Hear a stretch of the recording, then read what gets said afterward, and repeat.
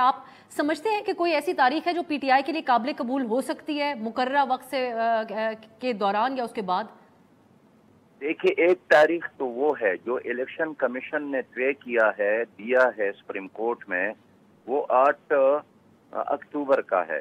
لیکن election commission نے بھی سیاسی جماعتوں کو اعتماد میں نہیں لیا، نہ سنا۔ پھر سپریم کورٹ نے از خود نوٹس کے بعد 14 مئی کا تاریخ دیا۔ انہوں نے بھی سیاسی جماعتوں کو نہ سنا، نہ آن بورڈ لیا، نہ مشاورت کی۔ مشاورت تو نہ کرتے، یہ سپریم کورٹ کا مرتبہ یا سٹیٹس نہیں ہے، لیکن ضرور سنتے۔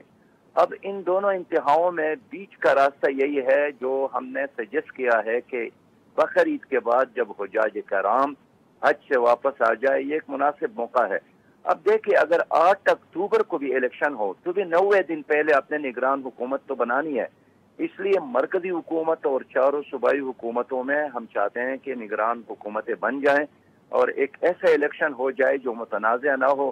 اگر آپ نے ایک ایسا الیکشن کر بھی لیا جس پر سب کا اتفاق رائے نہ ہو، اور 21 ارب پنجاب میں اور 21 ارب آپ کے پی کے میں خرچ کر رہے ہیں، اور سندھ اور بلوچستان میں یہ تقریباً 1.25 ارب تو الیکشن کمیشن کے ذریعے انتظام خرچ ہوگا۔ جو پارٹیاں اور ورکر خرچ کرتے ہیں وہ تو کئی ارب تک پہنچ جاتے ہیں، اور نتیجہ کچھ بھی نہ ہو، یہ تو کودا پہاڑ اور نکلا چوہا والی بات ہے۔